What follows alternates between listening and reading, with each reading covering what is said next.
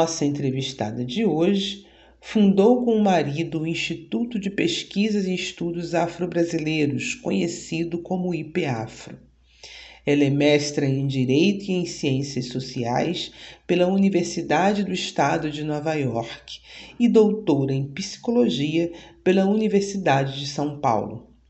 Idealizou e organizou o Sankofa, Conscientização da Cultura Afro-Brasileira, um curso que foi orientado na PUC São Paulo e na UERJ. É curadora do acervo de Abdias Nascimento e autora de livros como O Sortilégio da Cor. Nebulosa Café entrevista Elisa Larkin Nascimento, viúva de Abdias Nascimento. Ela é mestre em Direito e em Ciências Sociais pela Universidade do Estado de Nova York e doutora em Psicologia pela Universidade de São Paulo. Ela é cofundadora do IPEAFRO, que é o Instituto de Pesquisas e Estudos Afro-Brasileiros. Idealizou e organizou o curso Sankofa, Conscientização da Cultura Afro-Brasileira na PUC, São Paulo, e também na UERJ. Ela é curadora do acervo de Abdias Nascimento e autora do livro Sortilégio da Cor e Sankofa, Matrizes Africanas de Cultura Brasileira. São 4 volumes. Elisa, muito bem-vinda. E eu queria já começar perguntando a você por que a figura de Abdias Nascimento ela é tão central para a luta antirracista travada hoje no nosso país. Olha, muito obrigada, Angélica, pelo convite. É uma honra estar aqui no Nebulosa Café e saudações a todos que nos ouvem e nos veem, né, através do podcast e videocast. Tá?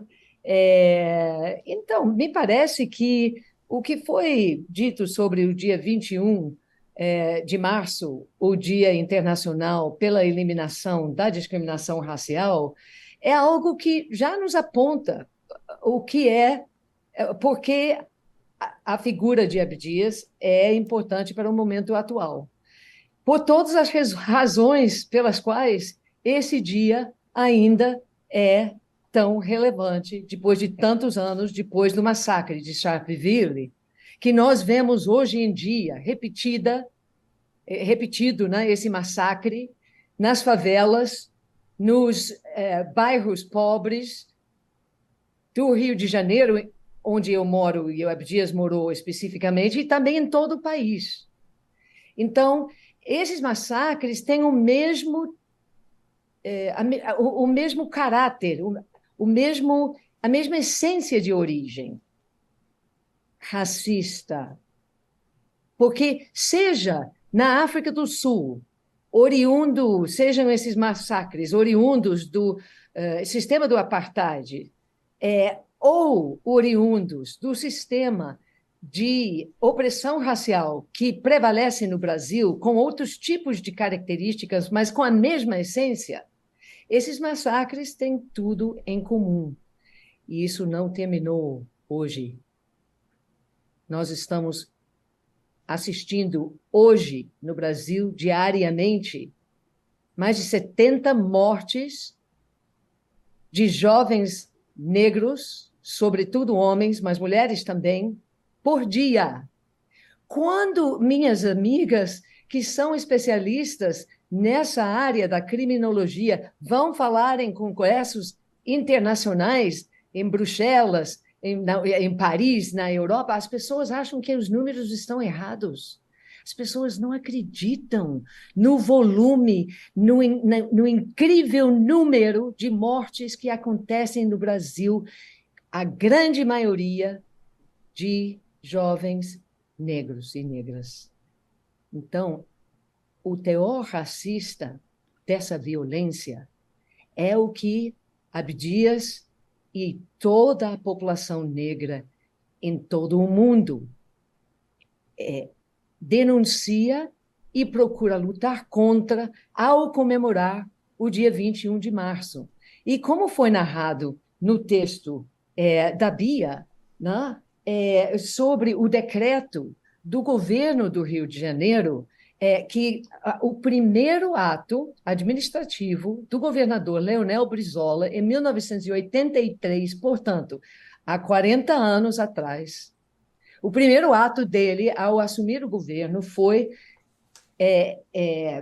promulgar o seguinte decreto, decreto 6.627, de 21 de março de 1983, dispõe sobre a comemoração do Dia Internacional para a Eliminação da Discriminação Racial, considerando que esse dia traduz uma aspiração da comunidade internacional preocupada com o efetivo respeito aos direitos fundamentais do ser humano, considerando que essa aspiração de igualdade racial é também uma noção que emerge da consciência do povo brasileiro, considerando que as relações raciais no Brasil ainda não atingiram concretamente ao nível ideal da paridade democrática, considerando a necessidade de uma ampla conscientização do povo em torno dessa aspiração de igualdade de oportunidade étnica em todos os níveis sociais, decreta. É comemorado o dia 21 de março, em todo o território do Estado do Rio de Janeiro, o Dia Internacional para a Eliminação da Discriminação Racial. Eu leio isso, Angélica, porque a mim me parece que essas palavras se aplicam tanto hoje quanto em 1983, quando esse decreto foi escrito pelo Abdias e assinado por Leonel Brizola. E eu quero dizer também que nós estamos, o IPEAFRO, eu tenho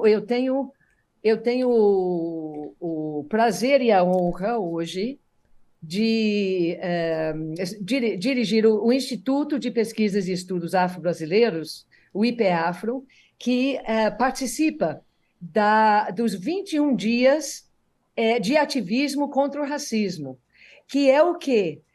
É outra característica da atuação de Abdias Nascimento na sua atuação política, que ele sempre trabalhou com o coletivo. E essa iniciativa dos 21 dias de ativismo contra o racismo é uma iniciativa do movimento negro, de centenas de entidades negras, organizações negras que combatem o racismo no Rio de Janeiro. Então, nós temos o orgulho e a honra de fazer parte dessa iniciativa. Elias, é uma alegria tão grande estar aqui com você falando do Abdias Nascimento, que tem uma importância enorme para o Brasil, e a gente poder cada vez mais lembrar do quanto ele fez pelo Brasil e pela população preta desse país. O Abdias é um precursor do movimento negro no Brasil, né?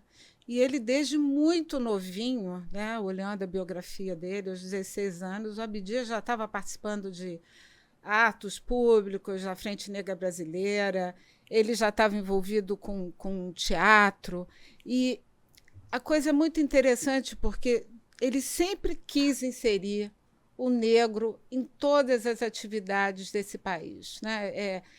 Teatro, música, política. E então o trabalho que o Abdias fez do Teatro Experimental do Negro foi um ato revolucionário, né, no teatro brasileiro, e revelou talentos como Ruth de Souza, Léa Garcia. É possível dizer que a cultura brasileira não seria a mesma sem o Teatro Experimental do Negro? Bom, eu iniciaria a minha resposta dando um pequeno passo atrás e lembrando, como Abdias dizia, que a questão não é se a cultura assim não seria o mesmo, quer dizer, bom, vamos começar de novo. Vocês editam isso. Certamente a cultura brasileira não seria a mesma sem o teatro negro. Mais importante do que isso, como Abdias sempre afirmava, não se trata de uma contribuição da população negra ou do legado da cultura negra à cultura brasileira. O fato é que a cultura brasileira não existe sem a pessoa negra e a sua cultura. E nós tivemos o prazer também, o IPEAFRO, de participar na feitura de um filme que eu quero recomendar a todo mundo, que se chama Rio, Negro, Rio Negro, que é um documentário que sublinha exatamente isso com relação ao estado do Rio de Janeiro, que é onde o Abdias fez a maioria do tempo de sua atuação cultural e política. Então, nós tivemos a honra de mostrar a bandeira brasileira que Abdias pinta em um dos seus quadros, né?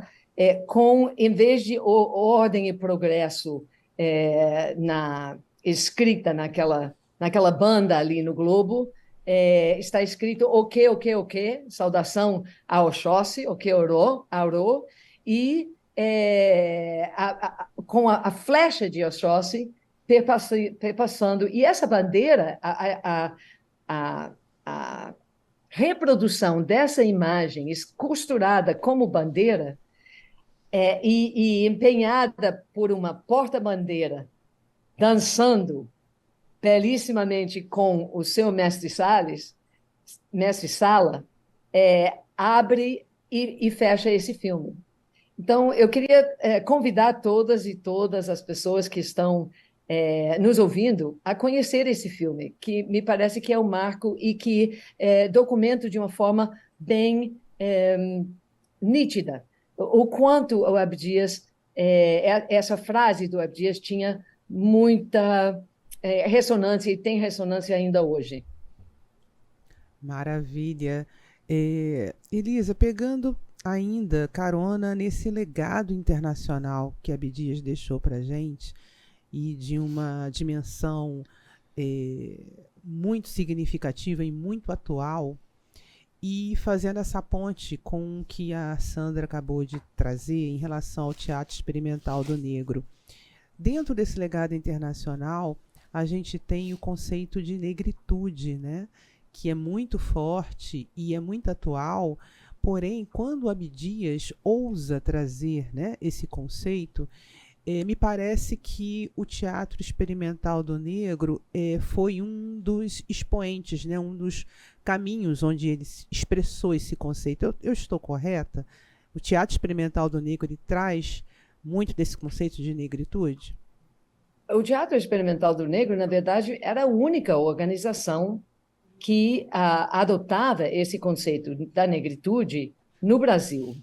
E ousava aplicá-lo à realidade brasileira. E, por isso mesmo, o Teatro Experimental do Negro sofreu um processo de desacreditação, enfim, de rechaço por parte de alguns dos intelectuais e grandes figuras da cultura brasileira que, de início, o apoiaram, como, por exemplo, Gilberto Freire. Né? Houve, de início, no movimento do Teatro Experimental do Negro, uma procura de diálogo com esses intelectuais brancos e figuras públicas brancas. Né? Tanto Gilberto Freire como Afonso Arinos, né? Dois dos grandes supostos arautos, né? Da convivência em harmonia entre as raças e da democracia racial, que de início se colocaram como aliados do Teatro Experimental do Negro, todos os dois depois se pronunciaram publicamente dizendo que olha só, tudo bem lutar contra a discriminação racial, nós não podemos. Agora, vocês se organizarem em entidades negras para falar que vocês têm uma personalidade, uma identidade própria, isso aí já é racismo às avessas, isso aí a gente não vai tolerar. E por isso mesmo, a trajetória do Teatro Experimental do Negro foi marcada por esse dilema. Por exemplo, né? Mesmo sendo a única voz no Brasil que adotava esse conceito de negritude para o contexto brasileiro, em 1966, quando o recém-independente país do Senegal, sob o seu presidente, Léopold Sédar Senghor, que foi um dos maiores expoentes do próprio movimento da negritude, que era um movimento de poetas, um movimento literário de fala francesa, de africanos e franceses da diáspora, que se uniram na sua produção literária num movimento importantíssimo para levantar a consciência dos povos africanos em defesa, né, da proposta da independência e da luta pela independência dos seus países, mas o Senegal, então, com o seu presidente sendo o maior porta-voz desse movimento da negritude, né, faz em 1966 o primeiro Festival Mundial das Artes Negras. É uma grande festa da negritude. E o Brasil, o Senegal, todos os países africanos, sobretudo no seu início, procuravam o Brasil, porque viam no Brasil um grande aliado, tanto por ser um país que não fosse da hegemonia metropolitana colonial, mas também por ser um país que todos achavam que era o país da harmonia racial, da democracia racial, porque o Brasil se vendia no exterior com essa imagem, né?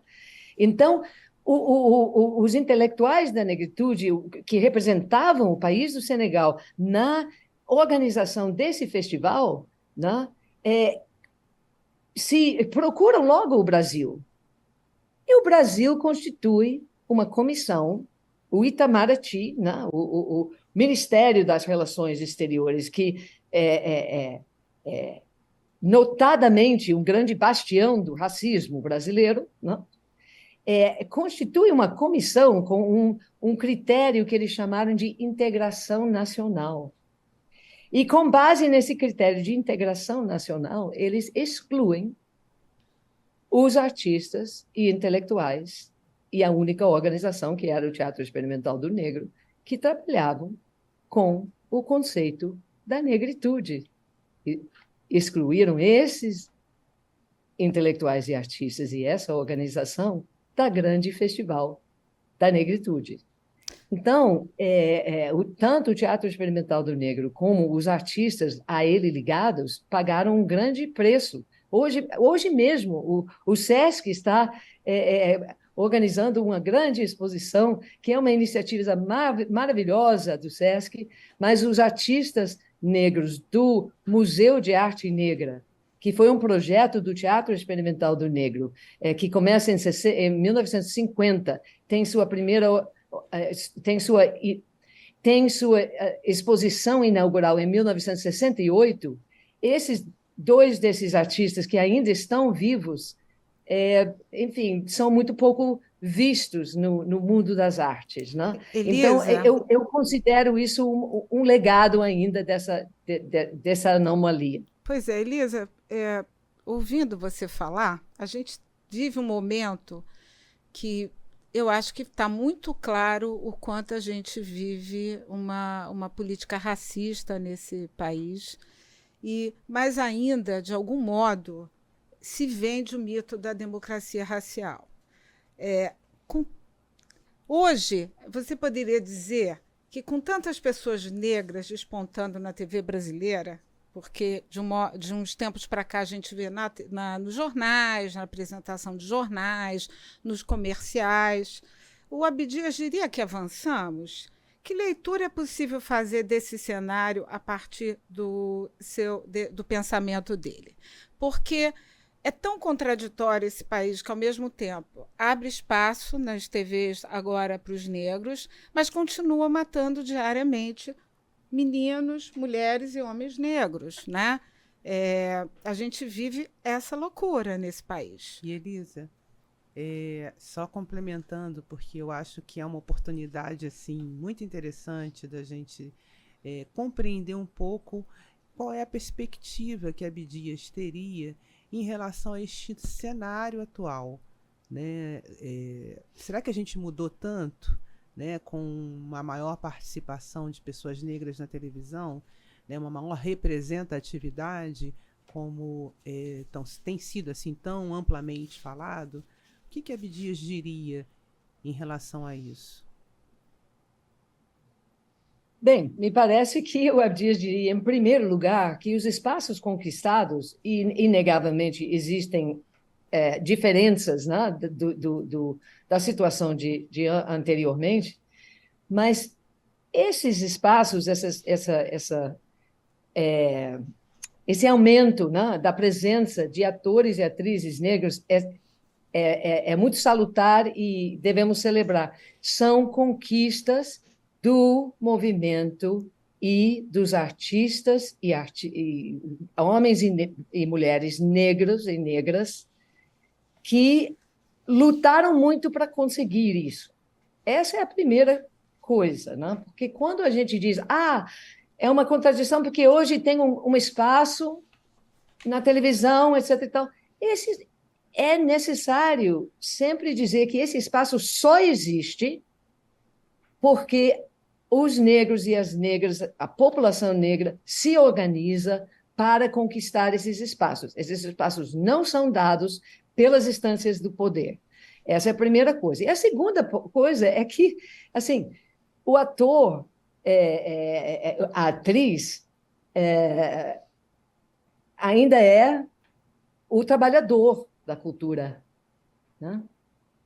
Quando a gente for ver as editorias, quando a gente for ver as autorias, os roteiristas, os diretores, quando a gente for ver, inclusive, até a área da produção, mesmo assim, quando você olha para a área da produção, a participação negra, mesmo no sentido dos operadores, é muito mais escasso.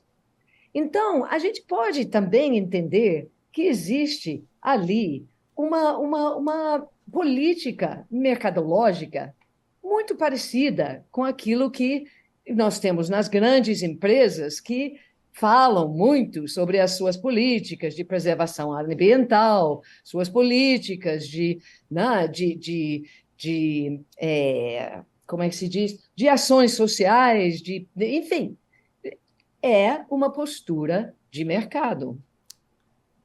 Sim. E, por certo, essas empresas não investirão um centavo a mais do que consideram necessário para servir a esse objetivo mercadológico.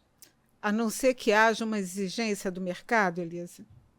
Mercado consumidor, econômico. E há uma exigência do mercado, Sandra, em função do quê? Em função da luta coletiva da população negra organizada. Com certeza. É sempre, então, vem do povo mesmo, da luta do povo, desses homens e dessas mulheres, desde o início, né? Sim. E, Elisa, eu queria que você também falasse um pouquinho para a gente desse legado, pegando o gancho dessa exposição que está lá em cartaz no Instituto Inhotim, em Minas Gerais, que a gente tem lá uma história sendo contada sobre Abdias e que é altamente relevante, né? Você pode falar um pouquinho para a gente de como é que... Você que é curadora também, né, dessa exposição? Sem dúvida, é um prazer falar sobre essa exposição. Sim, eu participo da curadoria, que é uma curadoria institucional conjunta entre o Inhotim e o IPAfro. A exposição mostra obras artísticas que fazem parte da coleção Museu de Arte Negra. Essa coleção tem duas partes principais. Uma que é a coleção constituída a partir de 1950, quando o primeiro Congresso do Negro Brasileiro fez uma resolução sobre a necessidade de um museu de arte negra. O Teatro Experimental do Negro assumiu o projeto. Em 55, fez um concurso de artes plásticas sobre o tema do Cristo Negro. E em 68, realizou a exposição inaugural de uma coleção constituída por obras de artistas de todas as identidades, assim, de artistas brasileiros. Essa coleção é uma espécie de panorama das artes plásticas dos anos 50 e 60. E, por outro lado, a outra parte dessa coleção hoje são as obras do próprio Abdias. Então, no Inhotim, nós estamos realizando uma exposição em 4 atos, com o título global Abdias Nascimento e o Museu de Arte Negra. E, além de poder mostrar a própria coleção que está sob a guarda do IPEAFRO, que são as obras artísticas do Museu de Arte Negra e do Abdias, que estão no nosso poder, também nós temos tido a oportunidade, junto com o Inhotim, tem tido a oportunidade de fazer uma pesquisa e levantar novas obras, como esta aqui, que foi a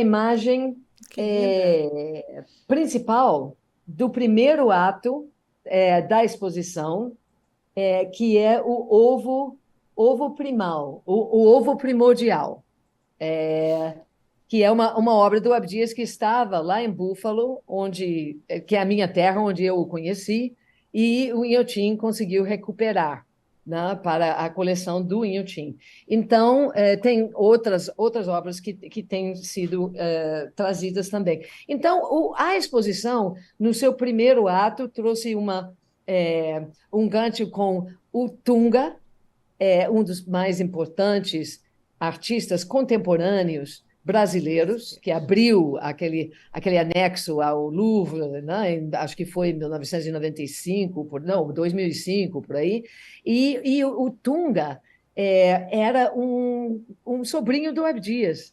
O pai dele era o poeta Gerardo Melo Mourão, que fazia parte da Santa Irmandade Orquídea, que era um grupo de poetas que se reuniram, todos estudantes universitários, nos anos 30, e mantiveram essa amizade. Então, o Tunga introduz o Abdias e o Museu de Arte Negra ao Inhotim, e temos, enfim, a exposição foi belíssima, vocês podem ver fotos no nosso site do IPEAFRO, ipeafro.org.br, e também no próprio site do Inhotim. O segundo ato encerrou agora, e trouxe um histórico sobre a origem de tudo isso no teatro, o Teatro Experimental do Negro, vários aspectos, né, de como as artes visuais fazem parte do teatro, né, através de cenários.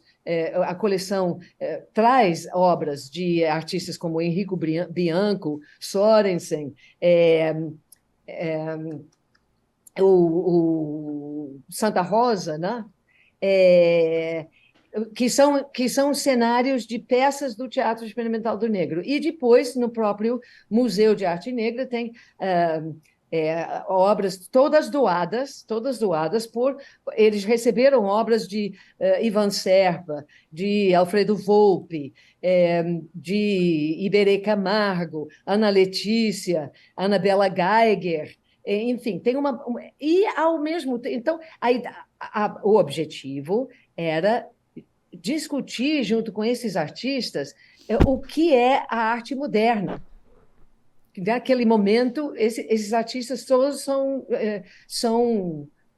pertencem ao movimento da arte moderna no Brasil. E o Teatro Experimental do Negro disse: o que é a arte moderna? A arte moderna, ela nasce da confluência entre o olhar vanguardista europeu no final, na segunda metade do século XIX, e a estética africana, que chegava à Europa nem considerada como arte, eram consideradas como peças etnográficas e eram relegados a museus de etnografia. Mas os artistas viram o quê? Viram uma estética impressionante. Então, você tem o pipocando dali, né? O expressionismo, o cubismo do Picasso, elementos do fauvismo e vários outros.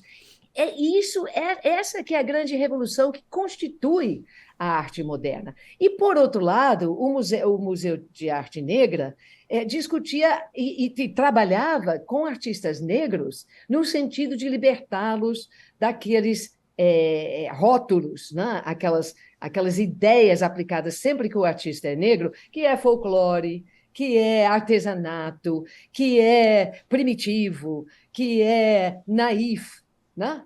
Então, assim, mostrando que a arte que praticada por esses artistas negros, né, é uma arte que tem a mesma estatura que qualquer outro arte. O terceiro ato da nossa exposição, Abdias Nascimento e o Museu de Arte Negra, vai abrir no Inhotim no dia 18 de março. E nesse ato abordamos o exílio do Abdias, quando, a partir de 68, em 1968, ele vai para os Estados Unidos e é impedido de voltar, porque exatamente quando ele vai voltar, vem o AI-5, né?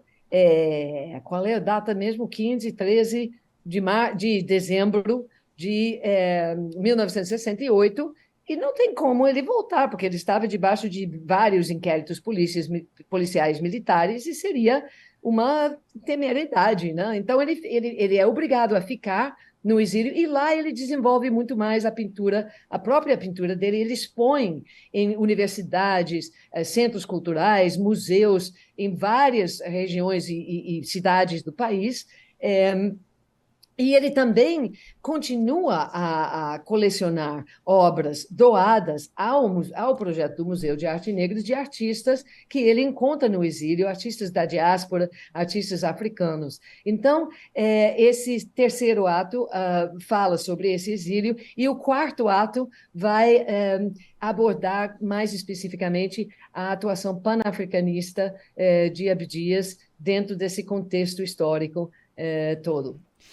Elisa, que bom que você usou esse conceito. Queria muito que você falasse para a gente o que é o panafricanismo e qual a influência dessas ideias para que hoje o conhecemos como África, na dimensão da cooperação e desenvolvimento econômico dos povos africanos. Porque você também falou muito no mês de março. Março é um mês importante. É o aniversário do Abdias, não é isso? Seria dia 14. É também marca o Dia Internacional contra a Discriminação Racial. E ainda é uma data muito triste para a gente, porque foi quando Marielle Franco foi assassinada. Então, mês de março tem um peso, tem uma alegria e tem uma tristeza muito grande. É um marco.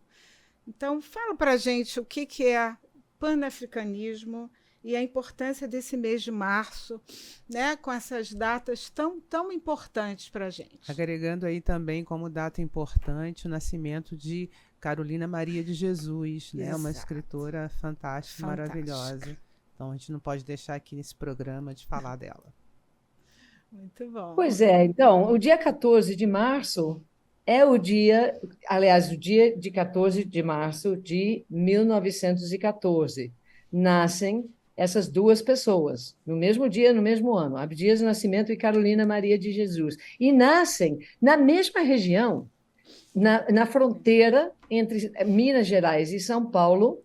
A Carolina nascendo eu sempre esqueço o nome da cidade, me ajuda, Angélica. Daqui a pouquinho eu falo para você. Eu vou lembrar. Bom, tanto Abdias, que nasce em Franca, perto da fronteira de São Paulo com Minas Gerais, Carolina nasce numa cidade, hoje, a uns 30 a 40 minutos de carro, né, em Minas Gerais, está atravessando a fronteira ali. Então, eles nascem no mesmo dia, na mesma região. E no Fórum Social Mundial de 2014, o IPAfro estava na Bahia, em Salvador, no dia 14 de março, com uma mesa e outras atividades em vários dias, pelo lançamento do livro clássico escrito pelo Abdias, publicado no Brasil em 1978. Elisa, só te interrompendo rapidinho, Sacramento, nasceu na cidade de Sacramento. É isso, Sacramento. Então, eu vou falar de novo. Abdias Nascimento e Carolina Maria de Jesus, os dois nascem no mesmo dia, no mesmo ano, 14 de março de 1914, e na mesma região. Carolina, em Sacramento, em Minas Gerais, e Abdias, do outro lado da fronteira, em Franca, São Paulo. E o IPEAFRO, em comemoração do aniversário de Abdias Nascimento, em 2018, no Fórum Social Mundial em Salvador, fez uma mesa em comemoração a seu aniversário e também de lançamento do clássico que ele publicou no Brasil em 1978 e que tínhamos acabado de reeditar pela editora Perspectiva, O Genocídio do Negro Brasileiro. E estávamos com várias atividades, chegamos no hotel depois da realização, foi uma beleza, e tivemos a notícia, nesse mesmo 14 de março, do assassinato de Marielle Franco e do Anderson. E nós ficamos assim, eu disse, gente, parece que o universo está nos chamando para pensar sobre o que é vida, morte, continuidade da luta, o que é esse ciclo que os ancestrais nos deram o legado e que a gente vê como herança para o futuro, né? Da nossa luta. Então, no outro ano, nós tivemos a alegria e a honra de realizar no Centro de Artes da Maré uma exposição que tinha esse tema, né? O evento tinha esse tema: vida, ancestralidade e continuação. E aqui temos as fotos de Carolina Maria de Jesus, uma escritora que vai muito além do livro que todos pensam que talvez... Muita gente só pensa nesse título quando pensa em Carolina, que é Quarto de Despejo, mas ela escreveu muitas outras coisas que agora estão começando a vir a ser publicadas, o Abdias e a Marielle. Então, desde esse momento... Capa. Sim, esse aqui foi o nosso banner, nossa identidade visual desse evento, que também teve uma exposição sobre a vida e obra de Abdias Nascimento, baseado nas exposições que o IPEAFRO já havia realizado no Centro Cultural de Justiça Federal, no Rio de Janeiro, e também em Campos dos Goytacazes, na UENF, e também em Duque de Caxias, em Maricá, enfim. Então, essas exposições trazem, através da pessoa do Abdias, não só a vida e a obra de Abdias Nascimento, mas, como sempre, a vida e a obra dele vem no contexto, vem ladeado, vem junto com a luta coletiva. Então, essas exposições sempre mostram esse lado coletivo também. Agora, você perguntou sobre panafricanismo. Isso. Né? Eu tive a honra de publicar um livro sobre o tema Panafricanismo na América do Sul. Ele está esgotado hoje, mas foi publicado pela editora Vozes, em parceria com o IPEAFRO, em 1981. E o panafricanismo é um movimento que, a meu ver, expressa aquilo que o grande intelectual negro norte-americano do século, W.E.B. Du Bois, disse em 1903 que este século é o século da linha de cor. A linha de cor era uma expressão em inglês bastante comum, não sei se em português é conhecido, mas assim, a linha de cor significa aquilo que hoje a gente falaria como os polos do norte e do sul, né? O diálogo sul-sul é uma resposta àquilo que é a hegemonia do hemisfério norte, que tutela, né, desde a época da escravidão e do colonialismo, né, o hemisfério sul. Né? Então, o panafricanismo é um movimento que se inicia formalmente em 1900, sob a liderança de um advogado jamaicano, que realiza a primeira conferência pan-africana. O W.B. Du Bois, ele organiza uma série de 4 outros congressos pan-africanos, e o que a gente observa nesse movimento é como a língua francesa, as línguas francesa e inglesa, e também uma série de questões históricas e ideológicas fazem com que esse panafricanismo, o famoso triângulo do panafricanismo, que supostamente seria o triângulo da própria rota escravista, né? Que é África para as Américas, e entre as Américas a Europa, e depois a Europa volta para a África, mas acontece que esse conceito era sempre pensado em relação ao Caribe, de fala inglesa francesa, e os Estados Unidos. E o movimento panafricano, nesse início, ele foi sempre protagonizado, vamos dizer, levado à frente, majoritariamente pelos intelectuais e ativistas desses países de fala francesa e inglesa. Houve participação de algumas representações de Portugal, de Angola, a Liga Africana, mas era uma presença muito menor e pouco expressiva dentro da ressonância do movimento em geral. Tinha também o Marcus Garvey, que era uma outra vertente do panafricanismo, que tem a sua sede aonde? Na América Central, num país de fala espanhola. Mas, vejam, o Garvey era um líder sindicalista, e era um líder sindicalista que surge na Jamaica, representando as populações caribenhas de fala inglesa, que eram usados como mão de obra, né, em países de fala espanhola. Então, ali você tem em Limón, em Costa Rica, né, a sede da grande organização dele. Essa é uma pequena inserção da América chamada Latina nesse início do movimento panafricanista. Mas, na verdade, até mesmo no 5º Congresso Pan-Africano, que é um marco desse movimento, em 1945, quando você tem a adesão de movimentos anticolonialistas e sindicalistas da África, uma representação muito mais popular, vamos dizer, que englobava as classes trabalhadoras, mesmo nesse momento em que o movimento cresce, mas não traz a América Latina. Por quê? Porque, assim como no Brasil, você tem a ideologia da democracia racial, da harmonia racial, você tem a raça cósmica, você tem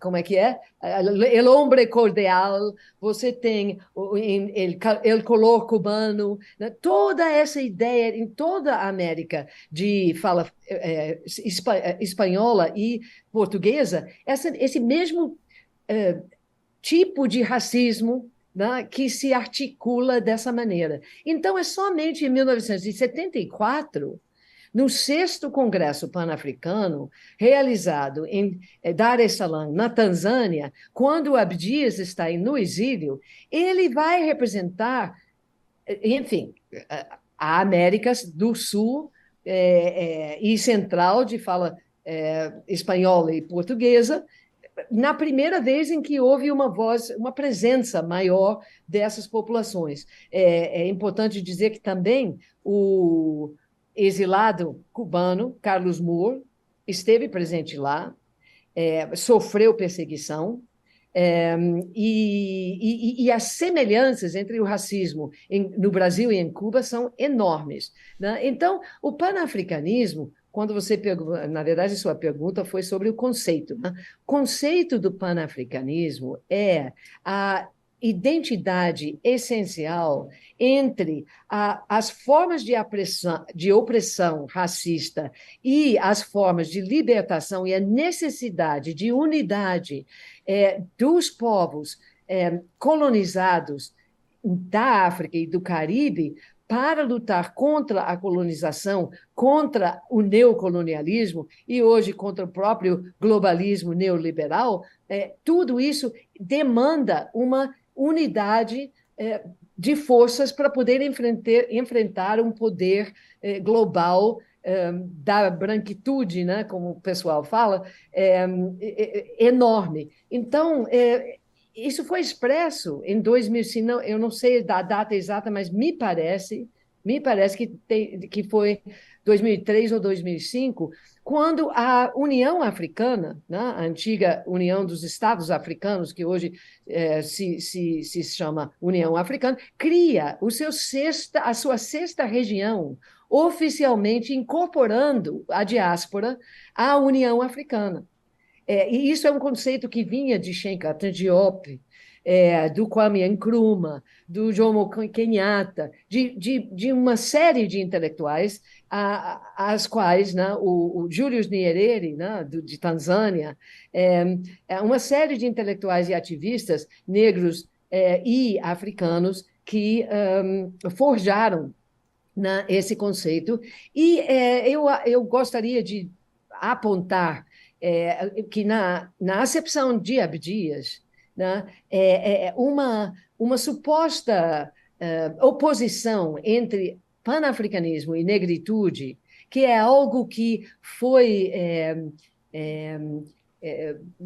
destrinchado e usado por certos campos ideológicos, para ele isso não tinha muito a ver, porque cada um dos movimentos contribui e age dentro do campo do anticolonialismo, de suas formas específicas, mas para o mesmo objetivo essencial. Maravilha. Elisa, olha, tem uma notícia ruim e uma notícia boa para te dar.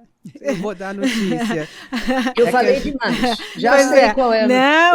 Não, a boa notícia é que a Angélica tem uma pergunta muito bacana para a gente encerrar, porque o nosso tempo já está acabando. Jornalistas ficam horrorizados Mas comigo. tem uma outra boa notícia, é que a gente vai fazer mais um episódio sobre o Abdias e vai ser uma grande alegria.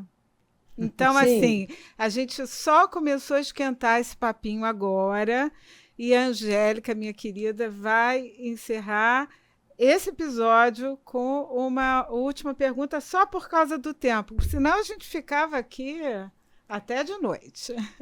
Olha, Desculpe, eu sempre gosto muito de ouvir a Elisa, que a Elisa é uma enciclopédia, né? Ela tem uma memória incrível, ela tem detalhes incríveis, de uma riqueza, e sempre tem uma contribuição muito, muito importante a oferecer para nós que estamos nesses tempos atuais.